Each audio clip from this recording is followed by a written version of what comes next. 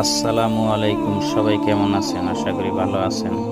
শুক্রবারে নবীর রূপে বেশি বেশি দুরূদ শরীফ পড়ার জন্য নজরুল ইসলাম কাসেমী সাহেব কি বলেন একটু মনোযোগ দিয়ে সবাই শুনে যাবেন। আশা করি সবাই ভালো আছেন। আল্লাহ রসুল বলছে, জুমার দিন আমার জন্য, জুমার দিন রাত্রে সবচেয়ে বেশি আমার উপরে দুরূদ পড়ো। এইখানে একজনও নাই যে প্রতি শুক্রবারে 200 বার দুরূদ পড়ে। রাগ হয় না, কিন্তু পায়ে হাত রাখি 200 বার পড়েন না, 200 বার বলছিল তো সবচেয়ে বেশি দুরূদ পড়ো আমার উপরে। রাগ হয় না, পায়ে হাত রাখি, আপনার বিরুদ্ধে না, আমি আমাকে বিরুদ্ধে মনে করেন না, আমি কাউকে খোঁচা দিতে আসি নাই। পায়ে হাত রেখা বলতেছি 200 বার দুরূদ পড়েন না শুক্রবারে।